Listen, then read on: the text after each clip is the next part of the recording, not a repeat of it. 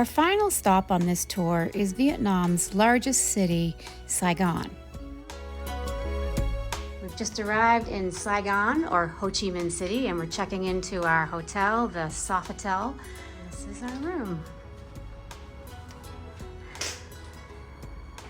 Fairly decent size. No balcony this time, unfortunately, but a big, beautiful window. Big view of downtown Saigon, Ho Chi Minh City.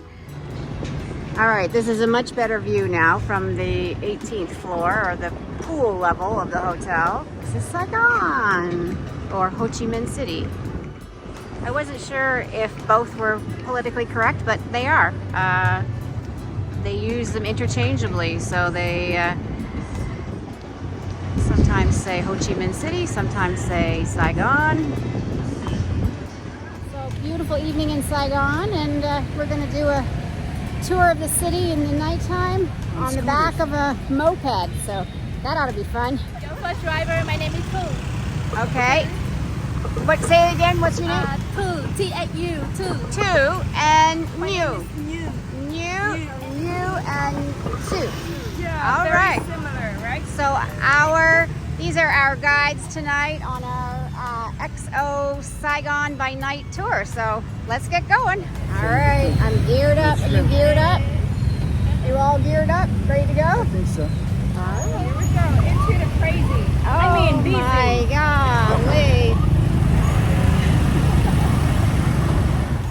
XO Tours is an all-female motorbike tour company in Saigon, providing a unique and incredible opportunity to experience Saigon from the back of a moped. All right, I guess we're going the right direction because all the traffic is going the other way. So much better. Yeah. Wow, the traffic on the other side is insane. I want to put my feet down every time she stops. No, you can't. No, I can't. We chose the Saigon by night tour because it promised to show a different side of the city.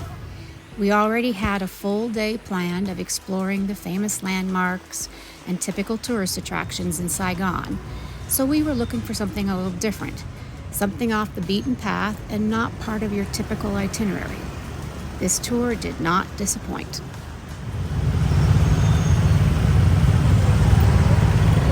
Traffic like this is safer. Oh, really? Because nobody's going fast. Exactly. There's no space to go fast. In this kind of traffic, there's actually a lot of space, like a lot of space. Oh, yeah. So far, so good. So far, so good.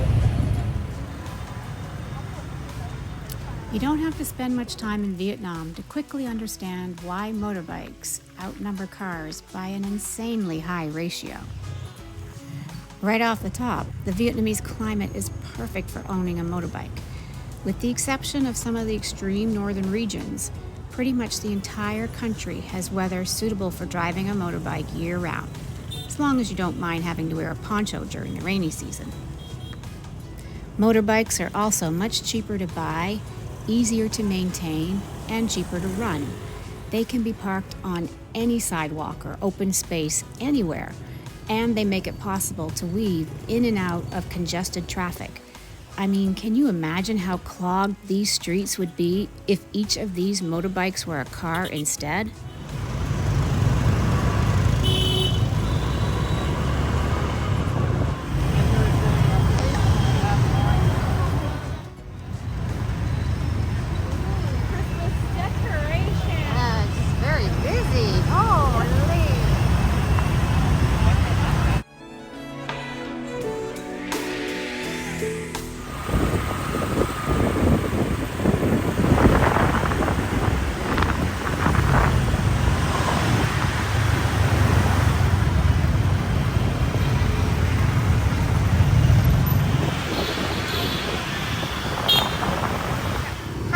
These apartments then?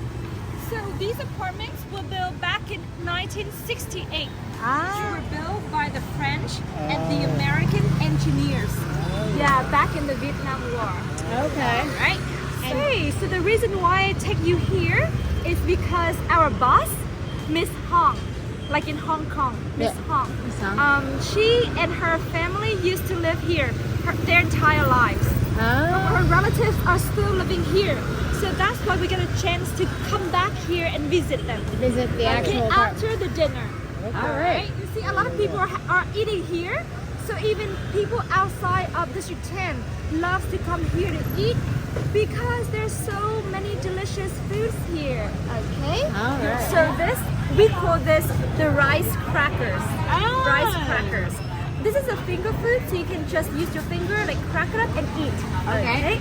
For the topping, we have the shredded pork floss over here, and the dried shrimp, and the scallion oil. Very flavorful. Okay, let's try it. All right. Crispy and Our tour included dinner in District 10, far away from the popular downtown District 1 areas, giving us the opportunity to experience a typical Vietnamese meal in one of the many makeshift sidewalk cafes. Here, literally perched on a sidewalk, local restaurant owners create amazing spreads of food from nothing more than a few pans and one gas burner. Before we go upstairs, I want to show you something next to the stairs, right here. This is the makeshift house for a family of 4. Wow. 4, yeah.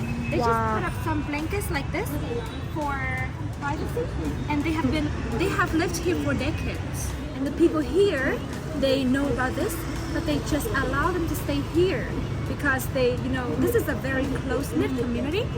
They care for one another. Just want to make sure that you feel comfortable.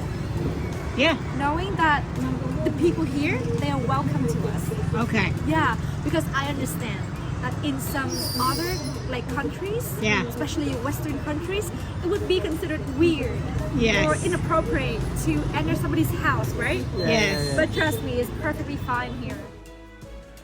We really had no idea what to expect. We were going inside the apartment of a local Vietnamese family who were welcoming perfect strangers into their home. I'll admit, to a Westerner, this was a little unnerving. But this trip was all about experiencing new cultures and being open to new experiences, so we leaned in. Some apartments here, so some people, they cannot rent or buy the entire apartment, so what do? They sublet. They split, they share, exactly. So some apartments here are divided into smaller cubicles, separated by wooden boards. Yeah, that looks outside. So that one is separated into 6 cubicles. Wow. You see so many people around Outside. on the street. Yeah. And that's why we have so many coffee shops. Yes. Now you understand. Yes. Yeah, okay, this way.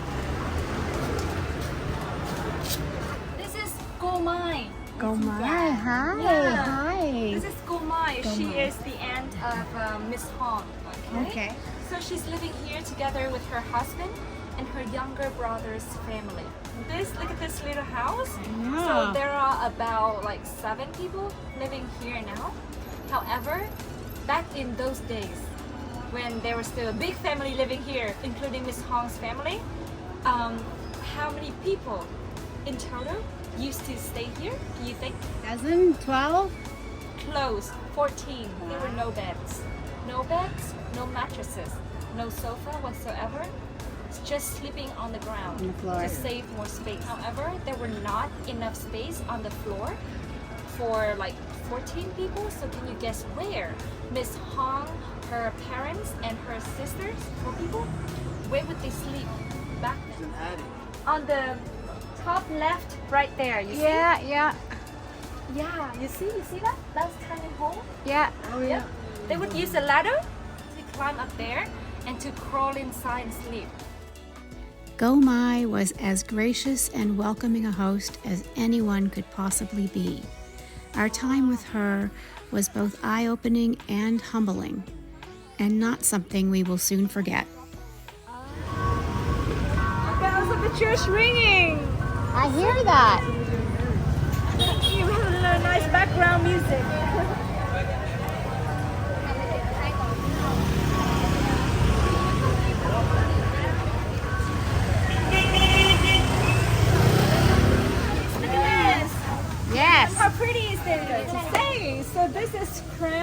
caramel, Okay. but in Vietnamese style with Vietnamese coffee. Oh. Okay, Vietnamese milk coffee. That Try sounds it, good. Okay, and ice, and ice. Okay, there you go. Try it. Good? Just like the stuff we had at the hotel. Caramel. Oh, that is good. That is really good. With the coffee flavor.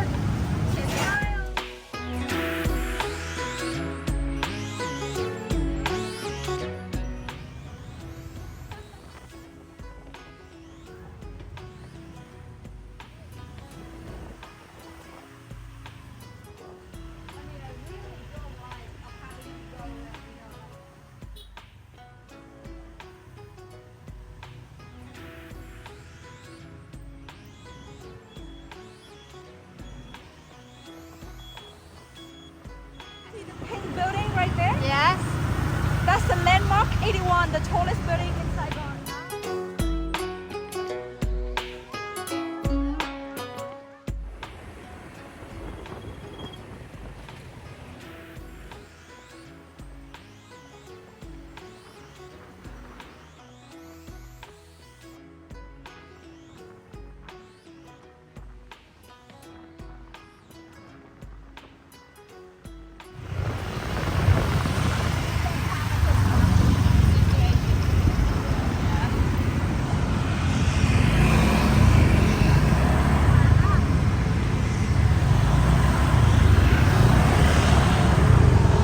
I'm sorry, but we are first.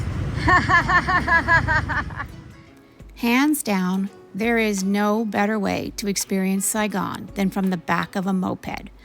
Our evening with New and Tu was probably one of the best experiences we have had during our trip. Not only were these two young ladies absolutely lovely, their passion for sharing everything that is amazing about their home was felt in every word they spoke.